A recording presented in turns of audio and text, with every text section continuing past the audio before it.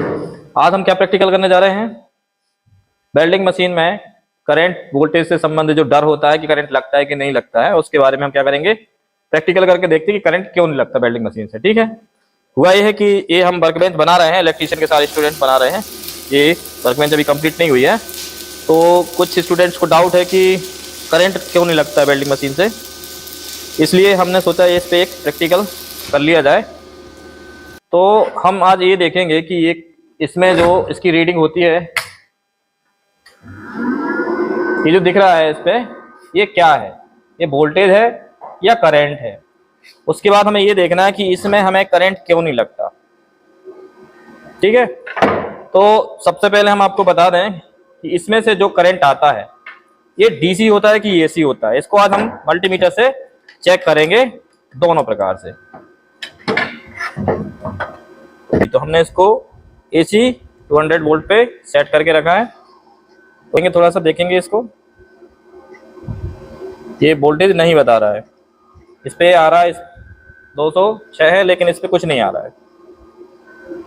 अब हम देखते हैं इसको डीसी पे सेट करके। डीसी पे भी हम 200 पे सेट कर रहे हैं। इसमें आ रहा है 64 वोल्ट के लगभग इसमें आ रहा है, वो भी डीसी। इसका मतलब ये है कि जो इन्वर्टर टाइप की ये वेल्डिंग मशीन है, इसमें एसी करंट नहीं होता है, आउटपुट में डीसी करंट पे वर्क करती है, लेकिन इसका इनपुट जो करंट है वो एसी ही है। अब दूसरी बात यह है कि इसमें हमें करंट क्यों नहीं लगता। अगर हम ये दोनों इलेक्ट्रोड हाथ से टच कर लेते हैं तो हमें करंट क्यों नहीं लगता। जैसे ये है, हमने ये इलेक्ट्रोड पकड़ लिया है, ये दूसरे हाथ से हमने इसको पकड़ के रखा है, तो हमें करंट क्यों नहीं लग रहा है।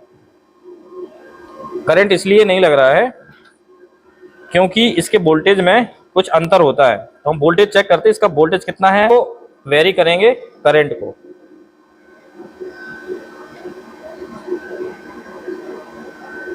मिनिमम इसका जो एम्पियर है 13 एम्पियर पे हमने सेट किया है, तब भी इसका वोल्टेज 66 है। और हम इसका वोल्टेज बढ़ा रहे हैं, सॉरी हम इसका करंट बढ़ा रहे हैं, लेकिन इसके वोल्टेज पे कोई इफेक्ट नहीं पड़ रहा है। ये हमने इसके एम्पियर को 249 पे सेट कर लिया है, लेकिन वोल्टेज वही है 65-66। मिनिमम करते हैं, उसके बाद भी वोल्टेज वही है। यानी कि इस तरह की जो मशीनें हैं वेल्डिंग मशीन, इसमें सिर्फ हम करंट को कंट्रोल कर सकते हैं, वोल्टेज को कंट्रोल नहीं करते हैं। वोल्टेज इसका फिक्स होता है। और करंट इसलिए नहीं लगता है क्योंकि करंट लगने के लिए मिनिमम वोल्टेज की रिक्वायरमेंट क्या होती है, कितनी होती है, 90 वोल्ट चाहिए। 90 वोल्ट पे हमें झटका लग जाएगा। ठीक है, लेकिन इसका जो वोल्टेज है 67 के समथिंग आ रहा है, तो हमें वोल्टेज पर्याप्त नहीं है करंट लगने के लिए, इसलिए हमें करंट नहीं लगता है। अभी कुछ वेल्डर जो होते हैं, जो ज़्यादा एजुकेटेड नहीं होते हैं, तो उनको ये कन्फ्यूजन रहती है कि इसमें ये वोल्टेज ज़्यादा होता है। कुछ लोग बोलते हैं कि ये वोल्टेज है, ये करंट नहीं है। तो हम आपको बता दें ये करंट है, वोल्टेज नहीं है। वोल्टेज इसका फिक्स होता है, सिर्फ करंट को ही हम कंट्रोल कर रहे हैं।